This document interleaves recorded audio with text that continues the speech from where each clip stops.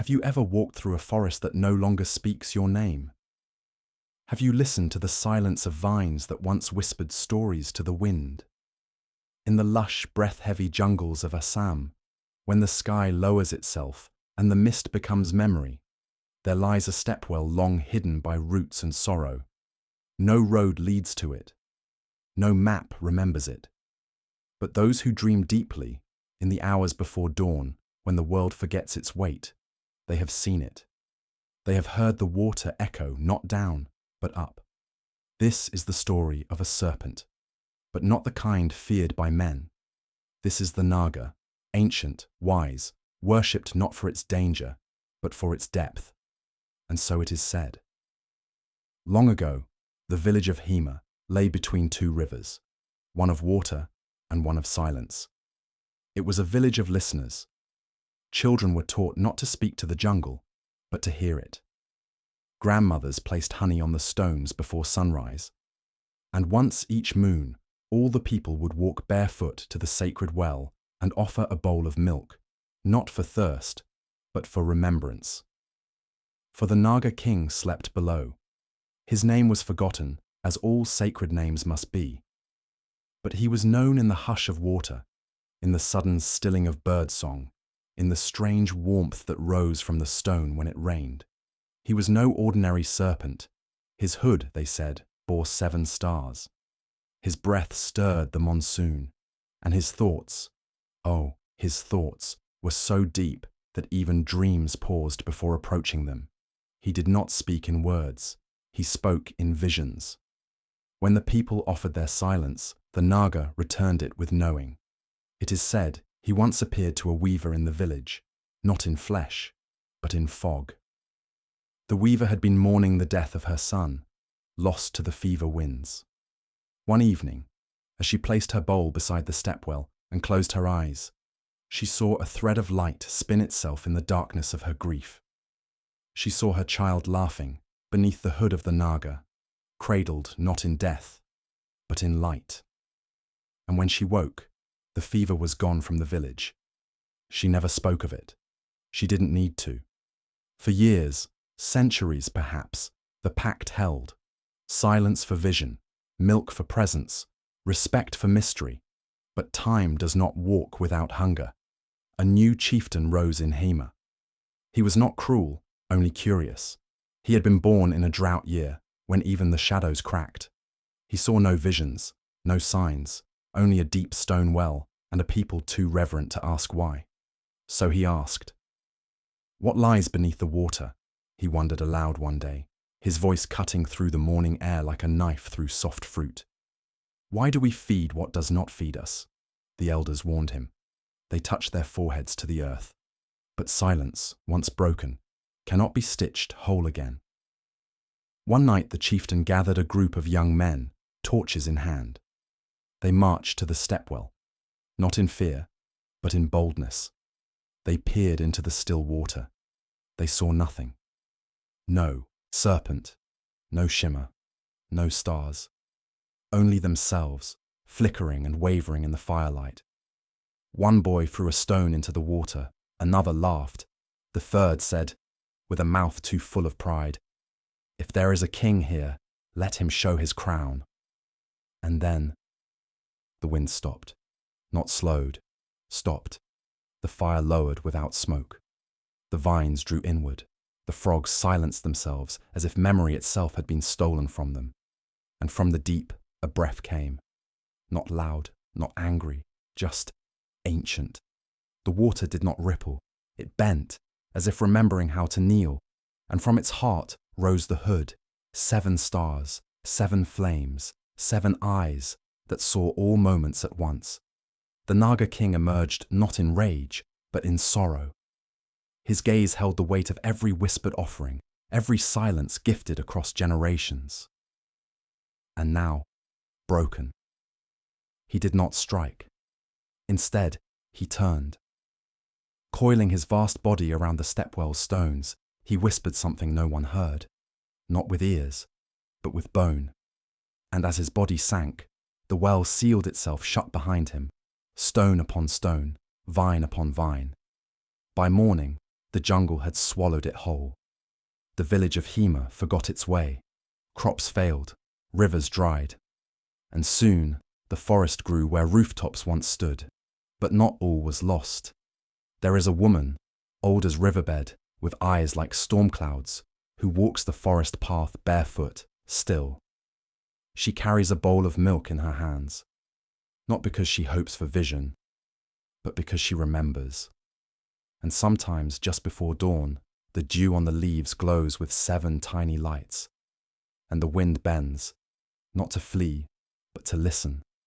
For though the Naga sleeps beneath stone, his story stirs beneath breath. And so it is told, that in the east, where silence drapes itself like a second skin, a serpent king waits, not for apology, not for worship, but for the sound of one true silence, yours, silent transition. But the mists hold another tale. Have you ever stood beneath a tree so ancient it seemed to remember your face?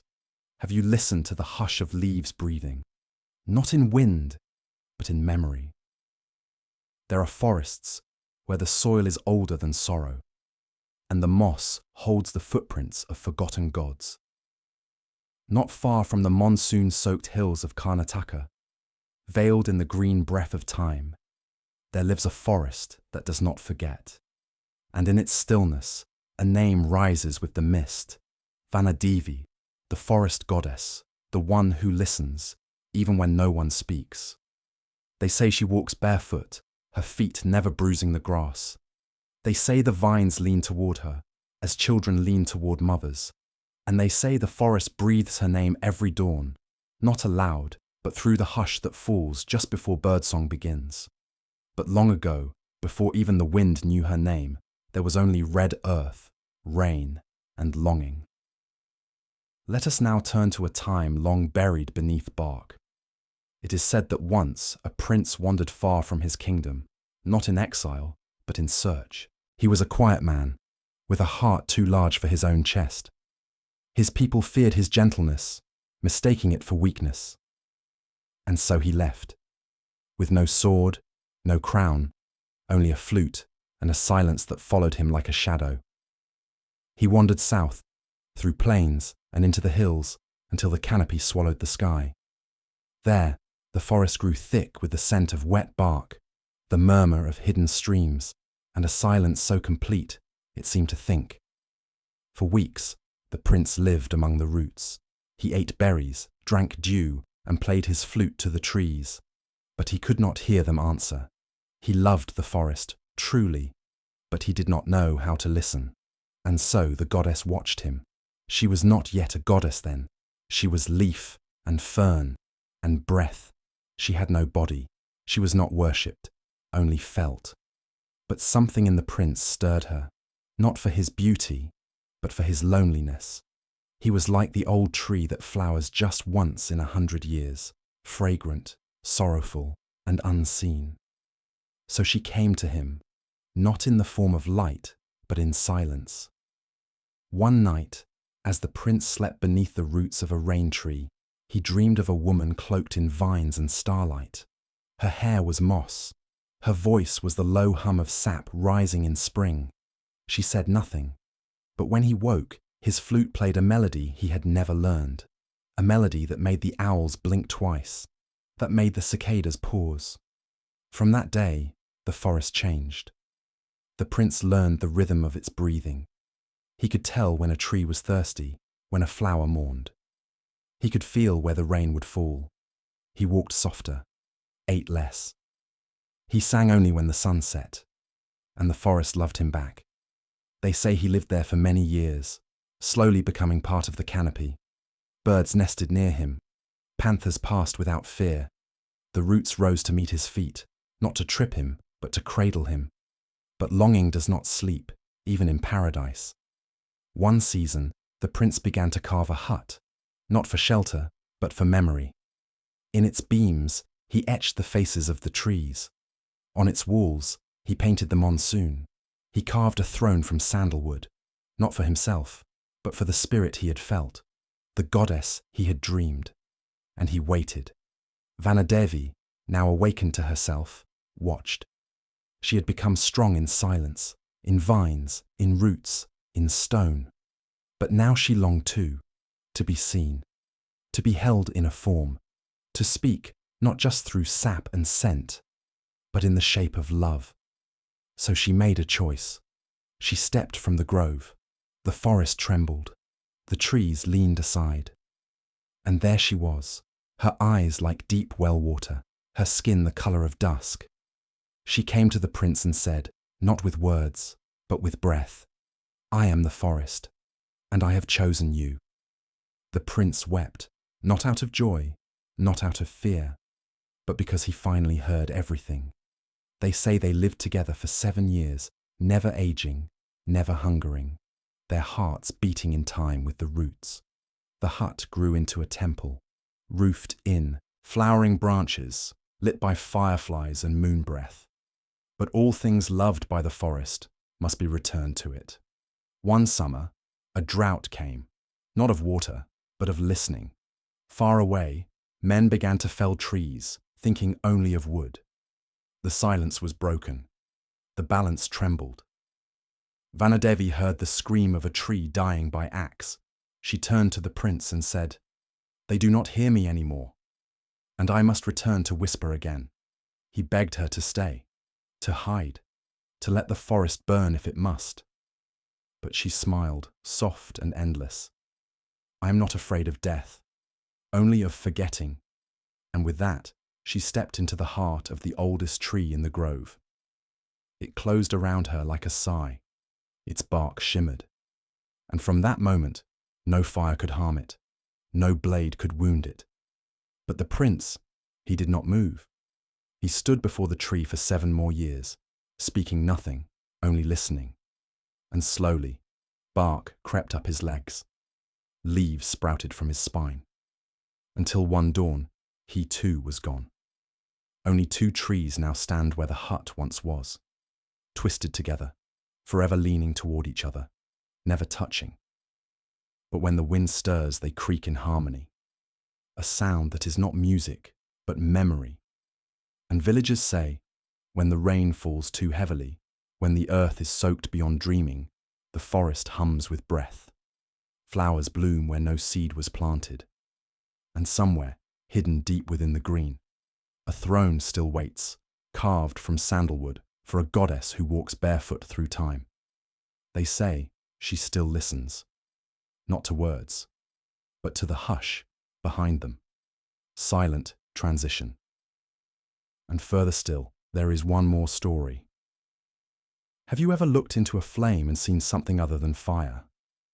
Have you stared long enough that the heat began to whisper, not in crackle or smoke, but in something older, something watching? There are places where flame does not burn, but remembers. Where mirrors do not reflect, but reveal. Where temples are built not with bricks, but with the breath of light. In the southern lands of Tamil Nadu, between hills streaked with ochre and winds that carry the scent of ash blossoms, there once stood such a temple, hidden, sacred, unseen by eyes that could not bear their own truth. They say it was built by no hands, only by devotion. Its doors were water, its path, reflection, and at its heart burned a fire that did not consume, only revealed. And she who tended it was not priestess nor goddess, but something between. They called her Agni Ma, the flame mother, the one who held sorrow in one palm and truth in the other, and dared not confuse the two. But listen. It is said that the temple could not be found with maps or prayer, only by looking into your own reflection while standing before a still flame. A ritual no one hurried, and few survived unchanged. For the flame knew lies. It saw them. It stripped them. It whispered, softly, "This is what you are beneath all your stories." Some called it salvation. Some called it unbearable. And once, long ago, a girl named Ishani found her way to the flame. She was no seeker. She was only a child who had lost something no one could return. A brother swallowed by the river. A mother turned to stillness. A father who now spoke only in coughs and anger. She had stopped looking for meaning. But one night, when the wind carried no scent and the stars hid themselves behind thick cloud, Ishani wandered from the edge of her village into the trees. The ground was warm. The air smelled like old copper and jasmine. And in the clearing ahead, something flickered. A fire. Still. Low. It did not move as fire should. Its edges did not dance. It breathed like a heart asleep. Beside it stood a mirror, not glass, not metal, but water held in air, shaped like an open doorway. And Ishani, without knowing why, stepped forward. She looked into the mirror. She did not see her face. She saw her grief. She saw her brother's hand slipping into the river. She saw her mother holding her breath and never letting it go. She saw herself screaming in dreams she could never remember by morning. And the fire spoke, not in words, but in warmth that entered her chest and said, "You are not broken. You are only burning." And then the temple revealed itself. Stone rose around her, ancient and clean. There were no idols, no bells, no chant, only flame, in many forms. 100 lamps, each flickering in rhythm, each whispering a name she had forgotten she carried. Agnima appeared, not as a woman of grandeur, but as a figure cloaked in smoke, eyes like embers, smile like evening firelight. She walked barefoot on the coals, and they glowed brighter beneath her feet. She did not ask why Ishani had come.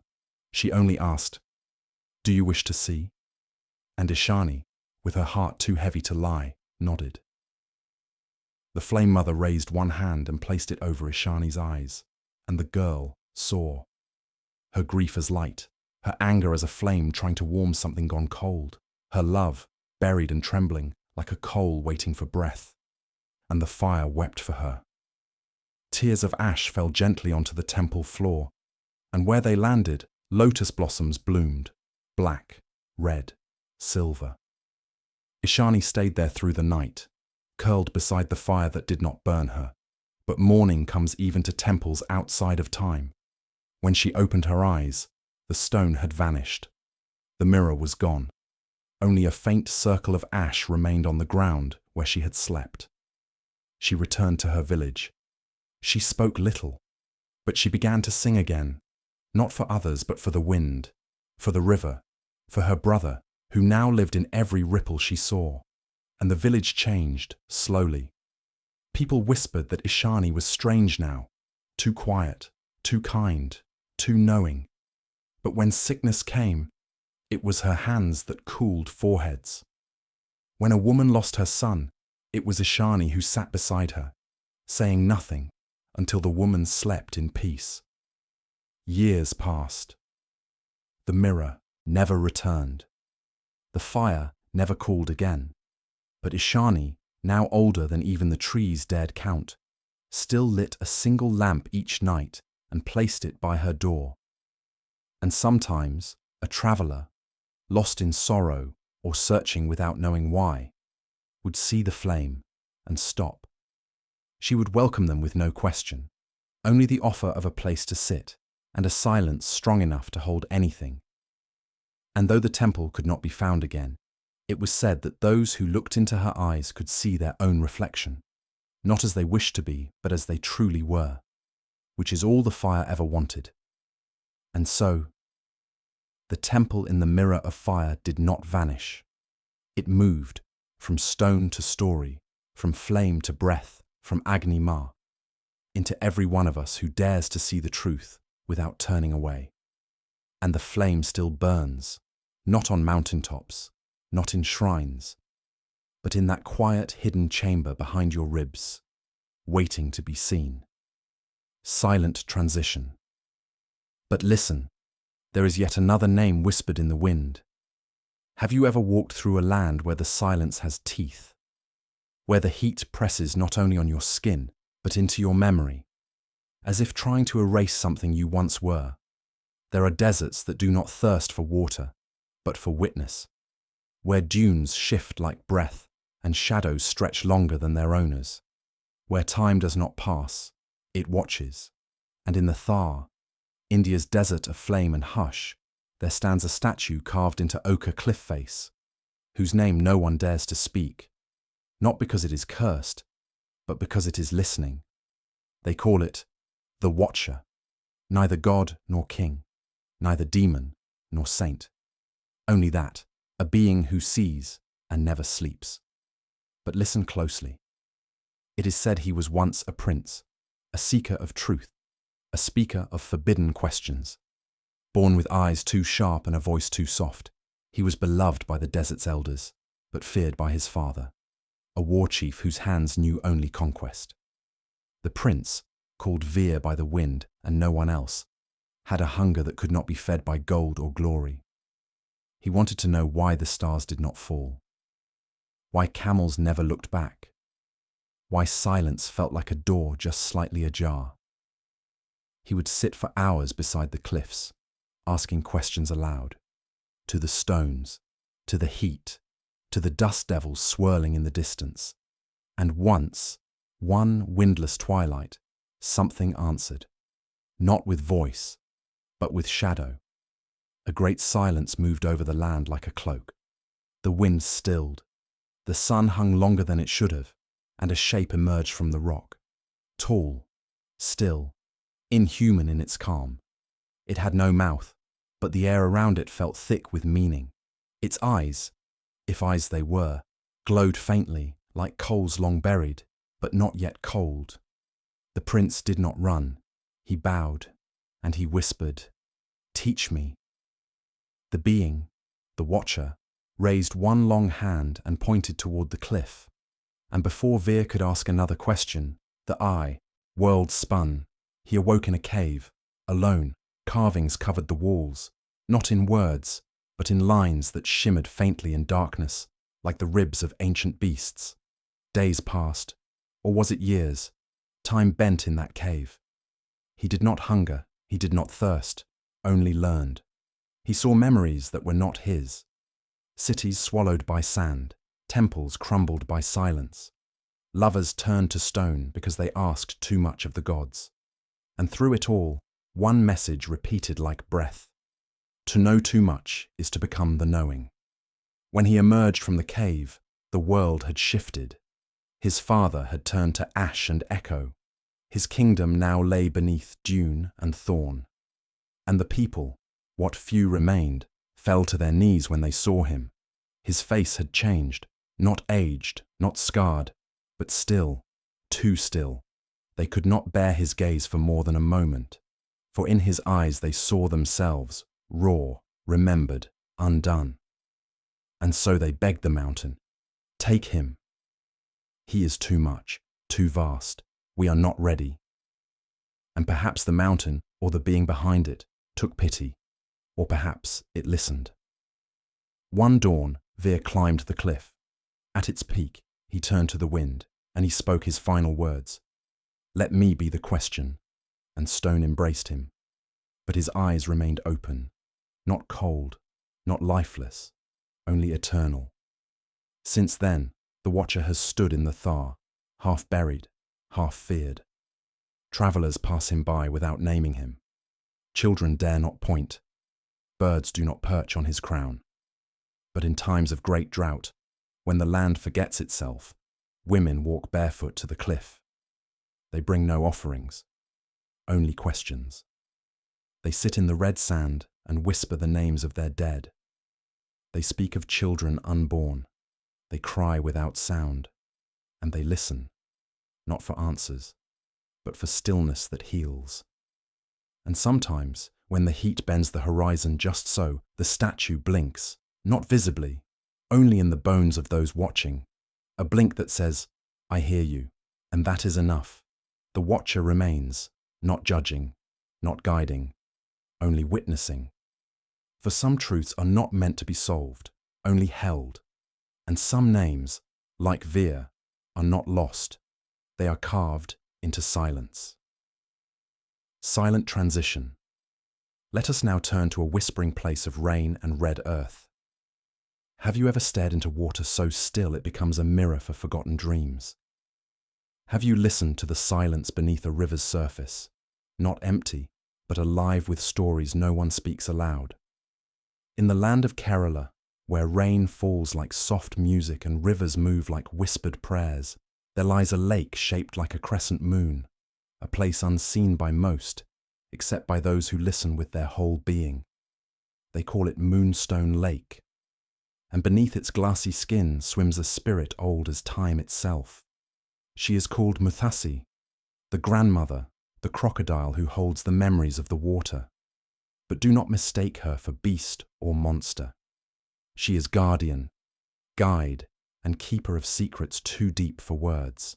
They say that long ago, before even the stars learned to shine, the river carried a child downstream, a girl born of sorrow and light, lost between worlds. The village mourned, but no trace was found. Only the lake held the truth. One night, when the moon hung low and silver on the water, a ripple disturbed the stillness. From the depths rose Muthasi, her scales shining like wet stone, her eyes deep pools of knowing. She opened her jaws wide, not to devour, but to shelter. And the child appeared, not as the village remembered, but changed. Her eyes held the shimmer of stars, her breath was the river's song, and her smile carried the silence of time. The girl was given back, but forever altered. She spoke no more. She walked beside the water's edge, her feet never leaving the mist. Some whispered she had become part of the lake. Others said she was the lake, but all agreed she carried a secret. One summer, a great flood swept through Kerala. Rivers swelled, trees bowed beneath the storm, and the people prayed for mercy. In the chaos, a young boy fell into the rising waters. His mother screamed, but no one dared enter the flood. Then, from the lake, Muthasi rose again. She breached the surface, white scales gleaming like moonlight on water. She carried the boy gently to shore, his eyes wide but unmarked by fear. The villagers fell silent, watching as the crocodile slipped beneath the waves once more. From that day, the lake was sacred. No one fished there. No one crossed its waters without a whisper of respect. And when the moon was full, some claimed to see a great crocodile basking on the shore, eyes shining with ancient kindness. But the story does not end. For the child saved by Muthasi grew up knowing both silence and speech. He wandered far from the village, carrying the lake's secrets in his heart. Some say he became a healer, others, a keeper of stories. And still, when the moon rises silver and round, the waters of Moonstone Lake sing a song, half lullaby, half warning, to those who listen. A song that tells of the grandmother who guards not just the waters, but the very pulse of memory itself. And so it is said, that beneath the stillness of water lies not only depth, but a guardian waiting to remind us that even in loss, there is protection. Even in silence, there is breath.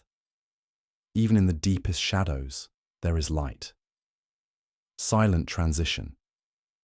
But the story does not end there. Have you ever heard a song so soft it feels like the breath of the mountains? Have you watched a dance so slow it seems to fold time itself, wrapping past and future into a single breath? High in the Himalayas, where the sky touches the earth in whispered hymns, and the wind writes secrets in frost, there is a story told only by those who listen in the hush between stars. It is the tale of Rudra, the ash-covered dancer, neither god nor man, but a flicker of both, a flame in shadow, a breath held long enough to become song. They say Rudra came when the world was young, before the rivers had names, before the snow knew its path.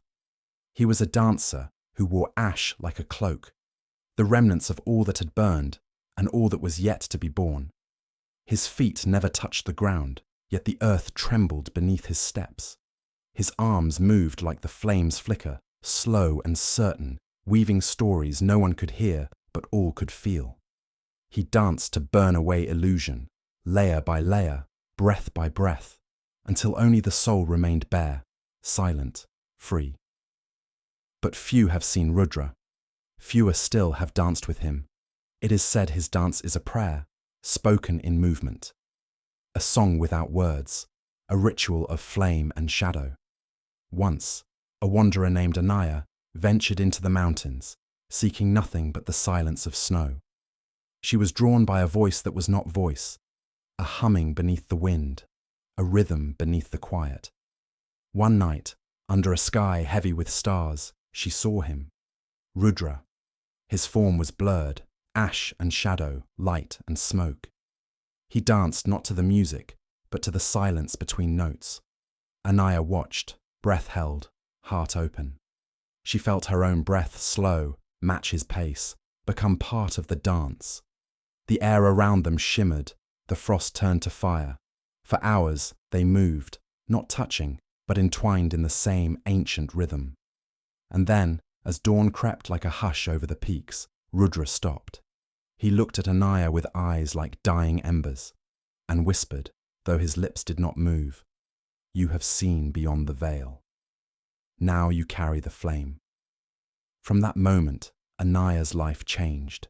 She returned to the villages below, her steps lighter, her presence quieter but deeper. People said she healed with her dance, that sorrow melted when she passed. And sometimes, when the wind was just right, the villagers would hear a soft humming, not quite song, not quite silence, that followed her like a shadow. Rudra's dance, they say, is not meant to be performed, but remembered. It is the fire beneath ash, the breath beneath winter, the silence that sings. And in that silence, there is freedom. And so, when the night grows still and your breath slows to a whisper, listen carefully. You may hear the dance beginning, a song for all who carry flame beneath their skin, a song for all who seek the soul beyond shadow. Silent transition. Have you ever heard a song so soft it feels like the breath of the mountains? Have you watched a dance so slow it seems to fold time itself, wrapping past and future into a single breath? High in the Himalayas, where the sky touches the earth in whispered hymns, and the wind writes secrets in frost, there is a story told only by those who listen in the hush between stars. It is the tale of Rudra, the ash-covered dancer, neither god nor man, but a flicker of both, a flame in shadow, a breath held long enough to become song. They say Rudra came when the world was young, before the rivers had names, before the snow knew its path. He was a dancer who wore ash like a cloak, the remnants of all that had burned, and all that was yet to be born. His feet never touched the ground, yet the earth trembled beneath his steps. His arms moved like the flames' flicker, slow and certain, weaving stories no one could hear, but all could feel. He danced to burn away illusion, layer by layer, breath by breath, until only the soul remained bare, silent, free. But few have seen Rudra. Fewer still have danced with him. It is said his dance is a prayer, spoken in movement, a song without words, a ritual of flame and shadow. Once, a wanderer named Anaya ventured into the mountains, seeking nothing but the silence of snow. She was drawn by a voice that was not voice, a humming beneath the wind, a rhythm beneath the quiet. One night, under a sky heavy with stars, she saw him, Rudra. His form was blurred, ash and shadow, light and smoke. He danced not to the music, but to the silence between notes. Anaya watched, breath held, heart open. She felt her own breath slow, match his pace, become part of the dance. The air around them shimmered, the frost turned to fire. For hours they moved, not touching, but entwined in the same ancient rhythm. And then, as dawn crept like a hush over the peaks, Rudra stopped. He looked at Anaya with eyes like dying embers, and whispered, though his lips did not move, "You have seen beyond the veil. Now you carry the flame." From that moment, Anaya's life changed. She returned to the villages below, her steps lighter, her presence quieter but deeper. People said she healed with her dance, that sorrow melted when she passed, and sometimes when the wind was just right, the villagers would hear a soft humming, not quite song, not quite silence, that followed her like a shadow. Rudra's dance, they say, is not meant to be performed, but remembered. It is the fire beneath ash, the breath beneath winter, the silence that sings. And in that silence, there is freedom. And so, when the night grows still and your breath slows to a whisper, listen carefully. You may hear the dance beginning. A song for all who carry flame beneath their skin. A song for all who seek the soul beyond shadow. Silent transition. And now the wind grows quiet, the myths have spoken, and the night remembers.